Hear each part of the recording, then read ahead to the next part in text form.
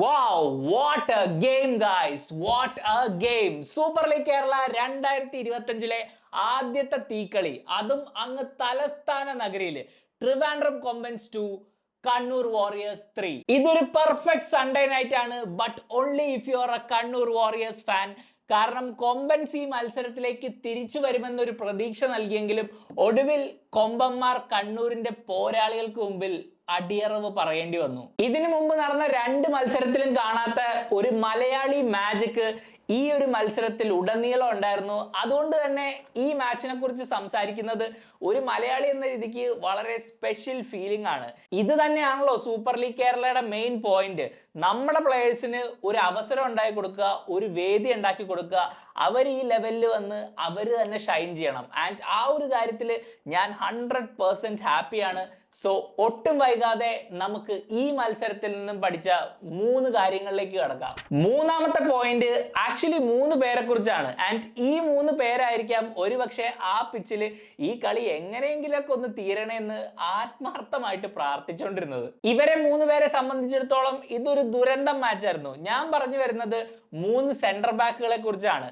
കൊമ്പൻസിന്റെ centre back due ആയ സലാം രഞ്ജൻ സിംഗും Filipe ആൽവേസും, അതുപോലെ തന്നെ കണ്ണൂർ വാറിയേഴ്സിന്റെ ബാക്ക് ലൈനിൽ ഉണ്ടായിരുന്ന വികാസും. ചുരുക്കി പറഞ്ഞ മിസ്റ്റേക്കുകളുടെ അയ്യരുകളി, ആരേറ്റവും കൂടുതൽ എറർ കമ്മിറ്റ് ചെയ്യുമെന്ന് അവരേതാണ്ട് കോമ്പറ്റീഷൻ വെച്ച പോലെ. ആൻഡ് ഈ ഒരു സീസണിൽ ഈ 2 ടീമിനും വിനയാവാൻ പോകുന്നത് ചിലപ്പോൾ അവരുടെ ഡിഫൻസിലെ ഈ ഒരു അനാസ്ഥയാണ്. ബിക്കോസ് ഈ മത്സരം കണ്ട നമുക്ക് എല്ലാവർക്കും അറിയാം, അറ്റാക്കിങ്ങിൽ ഈ ടീമുകൾക്ക് അത്ര വലിയ പ്രശ്നം വരാൻ സാധ്യതയില്ല.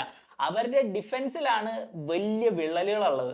ആദ്യം നമുക്ക് കൊമ്പൻസിൽ നിന്ന് തന്നെ തുടങ്ങാം. ശരിക്കും സലാം രഞ്ജൻ സിംഗ് ഈ ഡിഫൻസിലേക്ക് വന്നപ്പോൾ ഞാൻ ആക്ച്വലി വളരെ പോസിറ്റീവായിട്ടാണ് ആ സൈനിങ്ങിനെ കണ്ടത്. കാരണം ഇന്ത്യൻ ഫുട്ബോളിൽ അത്യാവശ്യം അറിയപ്പെടുന്ന സീനിയർ ലെവലിൽ കളിച്ചിട്ടുള്ള ഒരു പ്രോ ആണ്. അതുകൊണ്ട് തന്നെ ഈ ഒരു ടീമിനെ അദ്ദേഹം ഇംപ്രൂവ് ചെയ്യുമെന്നാണ് ഞാൻ വിചാരിച്ചത്. പക്ഷെ കളിയുടെ തുടക്കം മുതൽ സലാം രഞ്ജൻ സിംഗ് ഒരു കോൺഫിഡൻസും ഇല്ലാണ്ടാണ് കളിച്ചത്. എന്തൊക്കെ ചെയ്യാൻ ശ്രമിക്കുന്നോ അതൊക്കെ തിരിഞ്ഞു കൊത്തുന്ന ഒരു അവസ്ഥ. ഫിലിപ്പെ ആൽവേസുമായിട്ടുള്ള സലാമിന്റെ ആ ഒരു സെന്റർ ബാക്ക് പാർട്ണർഷിപ്പിനെ ഞാൻ ഒരുപാട് ക്രിട്ടിസൈസ് ചെയ്യുന്നില്ല. പക്ഷെ എന്നാലും എടുത്തു പറയേണ്ട കുറച്ച് കാര്യങ്ങളുണ്ട്. ഒന്നാമത്തെ കാര്യം, ഈ സെന്റർ ബാക്കുകൾ തമ്മിൽ വളരെ നല്ലൊരു കമ്മ്യൂണിക്കേഷൻ ഉണ്ടായിട്ടേ ഇല്ല. കാരണം അവരുടെ പൊസിഷനിങ് നമ്മൾ നോക്കിയാൽ തന്നെ അറിയാം, ആ ഒരു സെന്ററിൽ ഇഷ്ടം പോലെ സ്പേസ് ഉണ്ടായിരുന്നു. ഈവൻ അബ്ദുൽ കരീം സാമ്പ് ഒരു ത്രൂ റണ്ണിലൂടെ ആ ഒരു സ്പേസ് എക്സ്പ്ലോയിറ്റ് ചെയ്യുകയും ചെയ്തു. പിന്നീട് കളി മുന്നോട്ട് പോകുന്തോറും സലാമിന്റെ കോൺഫിഡൻസ് കുറഞ്ഞു വന്നു. കൊമ്പൻസിനെ സംബന്ധിച്ചിടത്തോളം അവർ അങ്ങനെ ഒരു സെറ്റ് പീസിൽ നിന്ന് ഒരിക്കലും ആ ഒരു ഗോൾ കൺസീഡ് ചെയ്യാൻ പാടില്ല.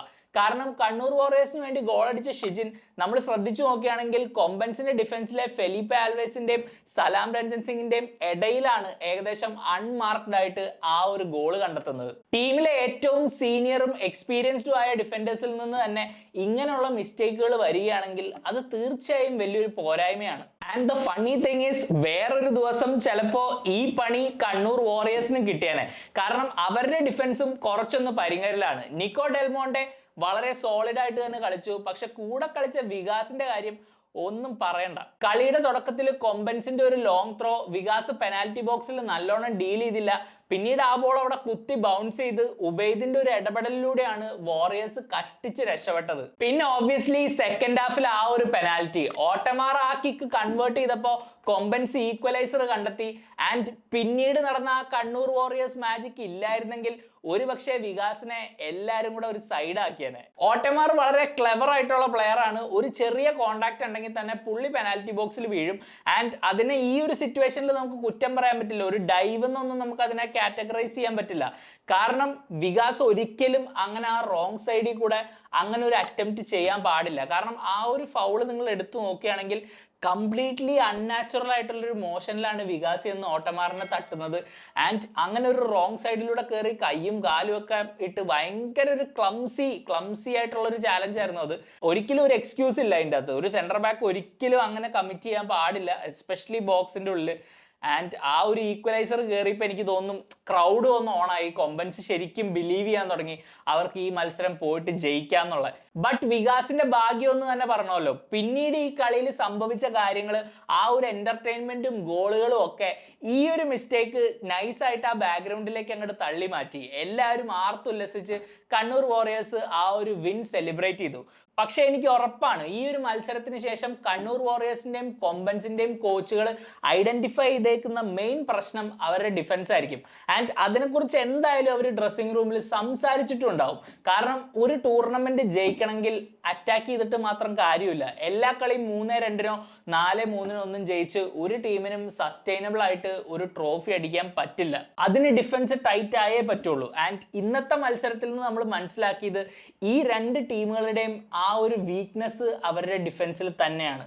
അടുത്ത പോയിന്റ്, ഈ കളി ഇങ്ങനെയൊക്കെ അവസാനിക്കുമെന്നും ഇത്രയും ഗോളുകൾ നമുക്ക് കാണാനാവുമെന്നും എനിക്ക് ഒരു പ്രതീക്ഷ ഉണ്ടായിരുന്നില്ല. പക്ഷെ എന്നാലും ഈ മത്സരത്തിന്റെ ലൈനപ്പുകൾ പുറത്തു വന്നപ്പോൾ ഞാൻ സൂപ്പർ എക്സൈറ്റഡ് ആയിരുന്നു. ഞാൻ ഈ കളി എന്തായാലും കാണും, ഇരുന്ന് കാണണം, ഒറ്റ നേരം പോലും ആ കോൺസെൻട്രേഷൻ വിടാതെ ഈ കളി കാണണം. അതിന് ഒരേ ഒരു കാരണം ഉണ്ടായിരുന്നുള്ളൂ, അത് കണ്ണൂർ വാറിയേഴ്സിന്റെ മിഡ്ഫീൽഡിൽ നമ്മുടെ കേരള ബ്ലാസ്റ്റേഴ്സിന്റെ എബിൻദാസ് കളിക്കണോണ്ടാണ്. ഞാൻ ഒരുപാട് എക്സ്പെക്ടേഷൻ വെച്ചിട്ടുള്ള ഒരു പ്ലെയർ ആണ് എബിൻദാസ്. ആൻഡ് ഈ ഒരു മൂവ് കണ്ണൂർ വാറിയേഴ്സിലേക്കുള്ള ഈ ഒരു ട്രാൻസ്ഫർ കൺഫേം ആയപ്പോൾ തന്നെ ഞാൻ ഇൻസ്റ്റാഗ്രാമിൽ സ്റ്റോറിയൊക്കെ ഇട്ടിരുന്നു. ഒരു നല്ല ഓപ്പർച്യൂണിറ്റി ആണല്ലോ, എന്തായാലും റെഗുലർ ആയിട്ട് പോയിട്ട് സീനിയർ ലെവലിൽ ഫുട്ബോൾ കളിക്കുക എന്ന് പറഞ്ഞ ഒരു മാസീവ് ഓപ്പർച്യൂണിറ്റി ആണ്. അതുകൊണ്ട് തന്നെ ഞാൻ ഈ ഒരു ടൂർണമെന്റിൽ ഏറ്റവും കൂടുതൽ ഒരുപക്ഷെ ഉറ്റുനോക്കിയിരുന്നത് എബിൻദാസും പിന്നെ അജ്സൽ കാലിക്കറ്റിൽ ലോൺ പോയിട്ടുണ്ട്. അങ്ങനെ ഒരുപാട് കേരള ബ്ലാസ്റ്റേഴ്സ് പ്ലേയേഴ്സ് ലോണിൽ കളിക്കുന്നുണ്ട്. പക്ഷേ ഇവർ രണ്ടുപേരും എങ്ങനെ ഡെവലപ്പ് ആവും എന്നറിയാൻ എനിക്ക് ഭയങ്കര ക്യൂരിയോസിറ്റിയാണ്. കാരണം രണ്ടുപേരും വളരെ കീ ആയിട്ടുള്ള രണ്ട് പൊസിഷൻസ് ആണ് കളിക്കുന്നത്. എസ്പെഷ്യലി എബിൻദാസ് അങ്ങനെ ഒരു മിഡ്ഫീൽഡർ നമുക്ക് വരികയാണെങ്കിൽ നമുക്കത് വലിയൊരു ബൂസ്റ്റ് ആയിരിക്കും. ഞാൻ അതിനെക്കുറിച്ച് എടുത്തു പറയേണ്ട കാര്യമില്ല. അപ്പൊ തീർച്ചയായിട്ടും ഞാൻ ഈ മത്സരത്തിൽ ഏറ്റവും കൂടുതൽ ഉറ്റുനോക്കിയ പ്ലെയർ എബിൻദാസ് ആണ്. ആൻഡ് ഞാനൊരു കാര്യം പറയട്ടെ, ഒട്ടും ഡിസപ്പോയിന്റഡ് ആയിട്ടില്ല ഞാൻ. കാരണം ഹി വാസ് ഇൻക്രെഡിബിൾ. ഈ ചെറുപ്രായത്തിൽ തന്നെ എബിൻദാസിന്റെ ഡിസിഷൻ മേക്കിങ്ങും ടെക്നിക്കൽ എബിലിറ്റിയും എല്ലാം സൂപ്പറാണ്. ഞാൻ ഇതിന് ഒരുപാട് ഹൈപ്പ് കയറ്റി ജിങ്സ് ചെയ്യാനൊന്നും ഉദ്ദേശിക്കുന്നില്ല. കാരണം കേരള ബ്ലാസ്റ്റേഴ്സിനെ കുറിച്ച് എന്തെങ്കിലും നല്ല കാര്യം പറയുമ്പോൾ എല്ലാവരുടെയും ഒരു പേടി അതാണ്. പക്ഷേ ഫസ്റ്റ് ഹാഫിലെ എബിൻദാസിന്റെ ആ പെർഫോമൻസ് കണ്ടിട്ട് ഞാൻ എങ്ങനെ മിണ്ടാണ്ടിരിക്കും? ഒട്ടും സംശയമില്ലാണ്ട് പറയാം, ഫസ്റ്റ് ഹാഫിലെ ആ പിച്ചിലെ ഏറ്റവും ബെസ്റ്റ് പ്ലെയർ ഈ പയ്യനായിരുന്നു. നിങ്ങളൊന്ന് ആലോചിച്ച് നോക്കണം, കൊമ്പൻസിന്റെ പാട്രിക് മോട്ടേക്കുള്ള ഒരു മിഡ്ഫീൽഡിലാണ് എബിൻദാസ് അമ്മാതിരി ഒരു പെർഫോമൻസ് പ്രൊഡ്യൂസ് ചെയ്തിരിക്കുന്നത്.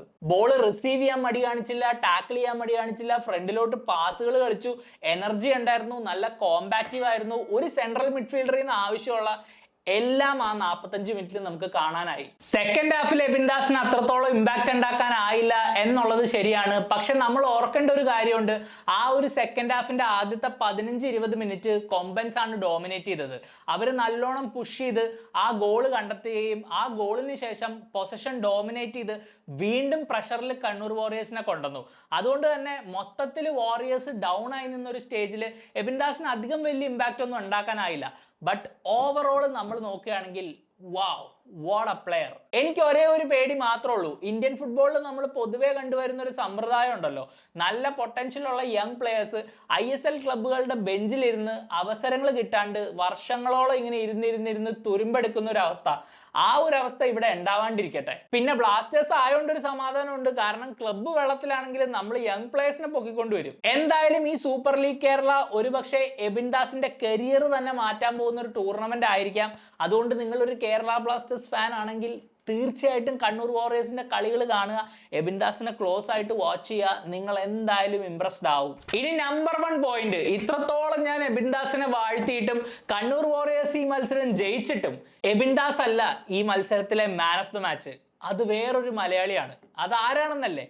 മുഹമ്മദ് സിനാൻ. സൂപ്പർ ലീഗ് കേരളയുടെ ഈ സീസൺ തുടങ്ങിയിട്ട് ഇത് വെറും 3ാമത്തെ മത്സരമാണ്. പക്ഷേ ഈ 3 മത്സരങ്ങളിൽ ഇത്രയും വലിയൊരു ഇമ്പാക്റ്റ് ഉള്ള ഇൻഡിവിജ്വൽ പെർഫോമൻസ് നമ്മൾ കണ്ടിട്ടില്ല. ആൻഡ് സത്യം പറയാമല്ലോ, സിനാൻ സെക്കൻഡ് ഹാഫിൽ സബ്സ്റ്റിറ്റ്യൂട്ട് ആയിട്ട് വന്നപ്പോൾ ഇത്രയും വലിയൊരു ഗെയിം ചേഞ്ചർ ആവുമെന്ന് നമ്മൾ ആരും മുൻകൂട്ടി കണ്ടിട്ടുണ്ടാവില്ല. ഫിലിപ്പയുടെ ഓൺ ഗോളിലൂടെ വാറിയേഴ്സ് ലീഡ് വീണ്ടെടുത്തത് സിനാന്റെ കോൺട്രിബ്യൂഷനിലൂടെയാണ്. സിനാൻ റൈറ്റ് വിങ്ങിൽ നിന്ന് അങ്ങനെ ഒരു ക്രോസ് ഇട്ടത്, അതിനെ ഡീൽ ചെയ്യാൻ ഫിലിപ്പെ ശ്രമിച്ചപ്പോഴാണ് കൊമ്പൻസ് ആ 2ാമത്തെ ഗോൾ വഴങ്ങിയത്. ആൻഡ് ഇവൻച്വലി അബ്ദുൽ കരീം സാമ്പടിച്ച കണ്ണൂർ വാറിയേഴ്സിന്റെ 3ാമത്തെ ഗോളിനും അസിസ്റ്റ് നൽകിയത് റൈറ്റ് വിങ്ങിൽ നിന്ന് സിനാൻ തന്നെയാണ്. പക്ഷെ ഈ 2 ഗോൾ കോൺട്രിബ്യൂഷൻ അല്ല, അതിന്റെ ഇടയ്ക്കുള്ള ഒരു മൊമെന്റ് ആണ് ശരിക്കും കളിയിലെ biggest turning point. And guess what, അതിലും സിനാൻ ഒരു പങ്കുണ്ടായിരുന്നു. രണ്ടാമത്തെ ഗോൾ കൺസീഡ് ചെയ്തതിനു ശേഷം വീണ്ടും ഒരു ഈക്വലൈസറിനായിട്ട് കൊമ്പൻസ് പരിശ്രമിച്ചു. ഒരു കൗണ്ടർ അറ്റാക്കിനൊടുവിൽ റൈറ്റ് വിങ്ങിൽ നിന്നൊരു ക്രോസ് അവർ റൊണാൾഡിലേക്ക് എത്തിച്ചു. റൊണാൾഡ് കണ്ണൂരിന്റെ പെനാൽറ്റി ബോക്സിൽ ഒരു ടച്ച് എടുത്തതിന് ശേഷം പോസ്റ്റിലേക്ക് ഒരു ഷോട്ട് തീർത്തു.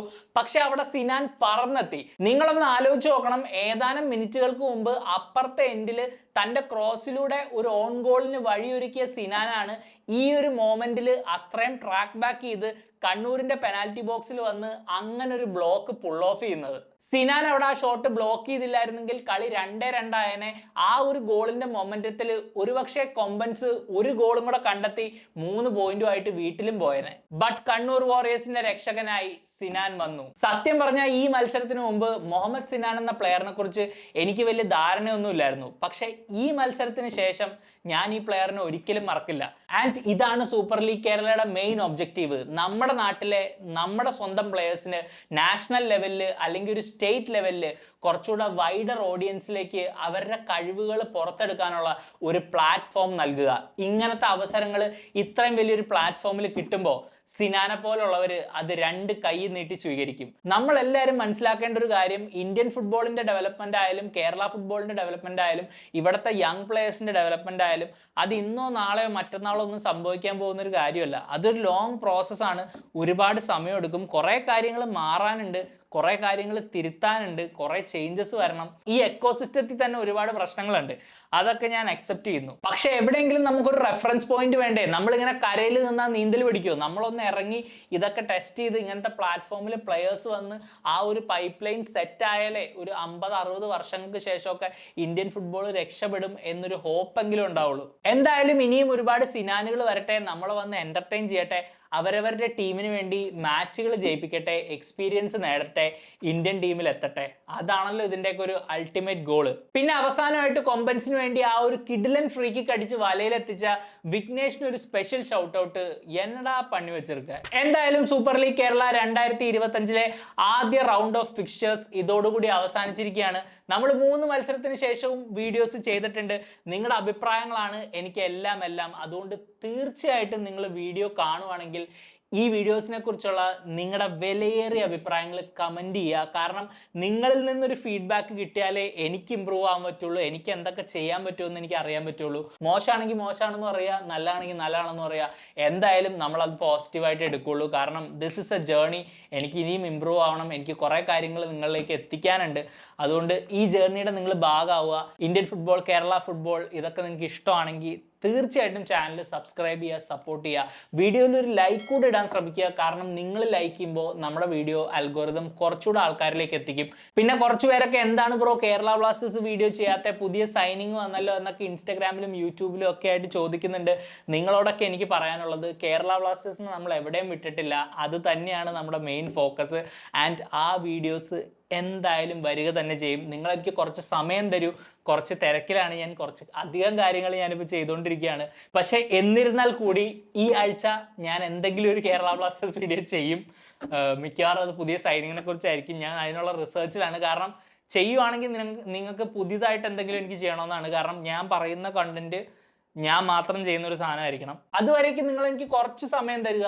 U also take care. Bye for now.